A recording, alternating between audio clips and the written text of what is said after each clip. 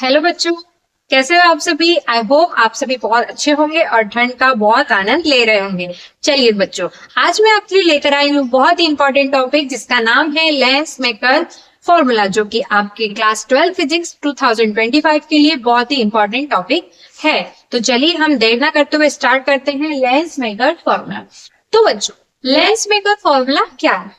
Lens maker formula हमारा radius of curvature, object distance, image distance के बीच में एक रिलेशन होता है जिसको हम एक लेंस बनाने के लिए यूज करते हैं, इसलिए इसे हम लेंस मेकर फॉर्मूला कहते हैं। अब लेंस मेकर फॉर्मूला को डिराइव करने के लिए हमें दो फॉर्मूलाज को डायरेक्ट याद करना पड़ेगा जो हमें बहुत उसमें हेल्पफुल रहेंगे। तो फर्स्ट फॉर्मूला कि जब भी हमारी रे रेयर से डेंसर मीडियम में ट्रेवल करेगी तो वो क्या होगी, नॉर्मल की तरफ बेंड हो जाएगी। तो उसके लिए डायरेक्ट फॉर्मूला क्या यूज करना पड़ेगा, μ2 by v minus μ1 by u is equals to μ2 minus μ1 upon r. अब सेकंड फॉर्मूला, जब भी हमारी रे डेंसर से रेयर मीडियम में जाएगी तो नॉर्मल के अवे मूव करेगी। उसके लिए हमारे पास क्या फॉर्मूला है, डेंसर टू रेयर के लिए μ1 by v minus μ2 by u is equals to μ1 minus μ2 upon r।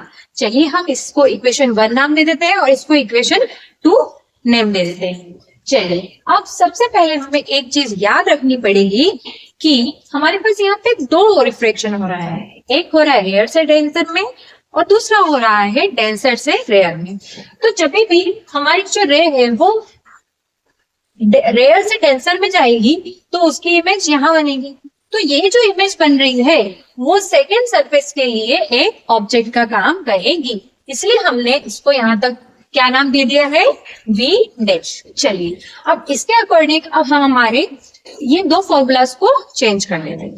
सबसे पहले क्या होगा, सबसे पहले हमारे पास क्योंकि हमारा ऑब्जेक्ट इमेज क्या हो रही है, v डैश, ऑब्जेक्ट क्या बना जो रेयर से डेंसर में जा रहा है, इमेज यहाँ बनेगी, इसको हमने v डैश नाम दे दिया है, इसलिए इस फॉर्मूले में हमारे पास ये हो जाएगा v dash. Now denser to rarer के लिए मैंने अभी कहा कि ये जो है इमेज ये हमारा ऑब्जेक्ट का काम करेगी, तो इसमें हम u की जगह क्या पुट कर देंगे, v डैश। चलिए अब हमें लेंस मेकर फॉर्मूला को डिराइव करने के लिए इन दोनों इक्वेशन की नीड होगी। अब हम क्या करेंगे, now we add equation 1 and 2 on adding equation 1 and 2।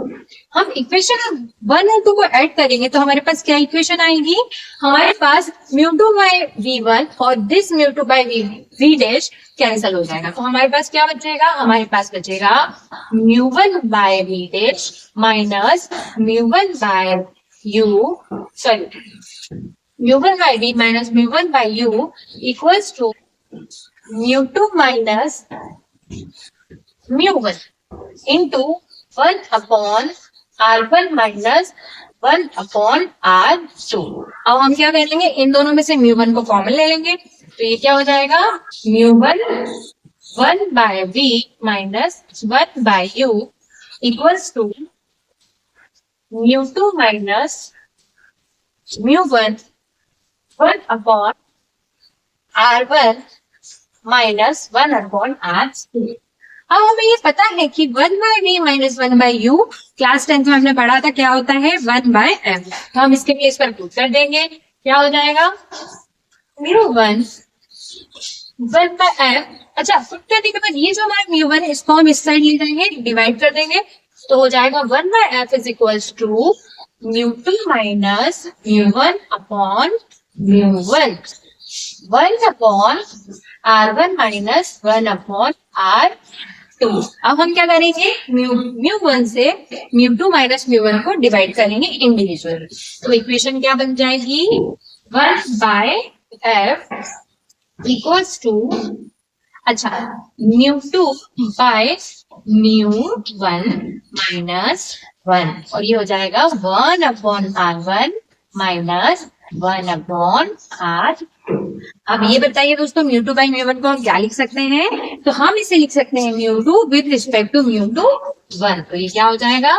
1/f is equals to mu two with respect to mu one minus 1 upon R1 1 upon R2।